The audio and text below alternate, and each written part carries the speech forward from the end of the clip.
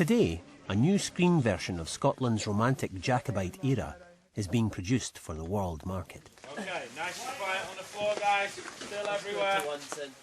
This multi-million-dollar Hollywood production is based in a brand new film studio in a disused electronics factory in Cumbernauld.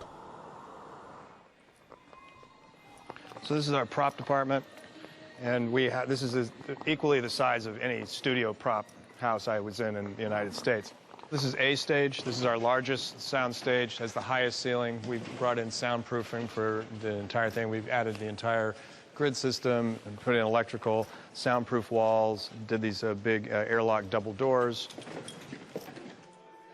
Ronald D. Moore is one of America's most successful television producers.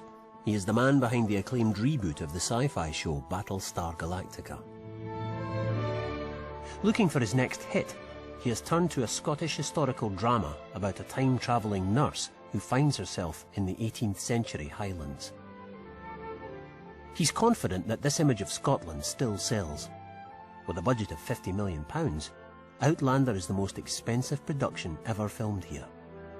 Here we go. Still. It's expected to be seen by a huge worldwide audience. Shooting in Scotland itself was a key part of the process. We never seriously scouted any other country other than Scotland. So right from the beginning, we said, it's about this place, we should try to take advantage of it. And we knew that a lot of Scotland had not been shot, if ever, or at least in many years. So we'd have a lot of interesting backgrounds and landscapes that the audience wasn't used to seeing.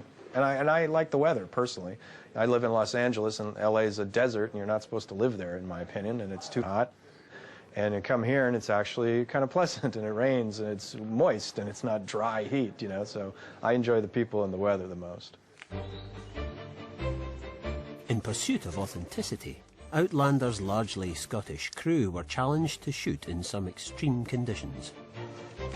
One of our directors, who is from Hollywood, has commented that some of the locations and some of the scenes that we've shot, that Hollywood crews wouldn't have managed it, and she was, astounded that we've made it through some of the rain and the mud and the bad weather and the tough conditions. So, apart from toughness aside, Scotland does have a lot of talent here, and this show definitely goes to prove that Scotland can work at its highest levels within the film and television business. We were aware of, all the sort of Scottish pieces from Brigadoon to Braveheart and Rob Roy, and there's a great romance and almost mysticism to Scotland in the popular imagination, at least in the States.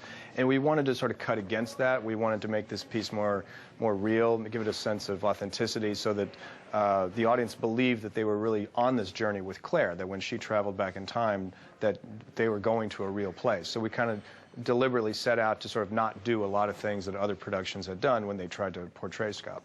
I believe that you have secrets. Since it started airing in the States, this series has been inspiring viewers to write in with inquiries about Scotland. Visit Scotland has started organising tours of the locations.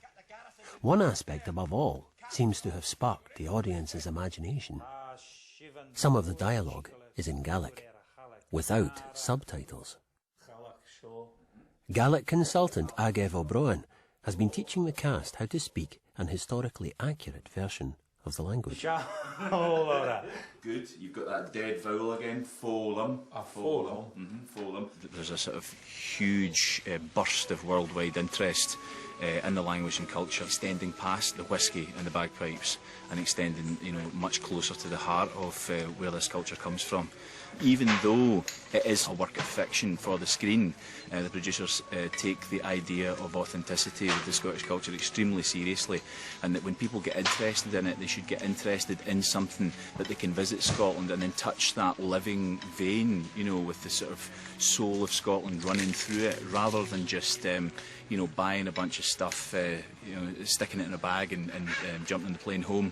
They can take a real piece of Scotland home in their hearts now, because they've known what to look for when they came home.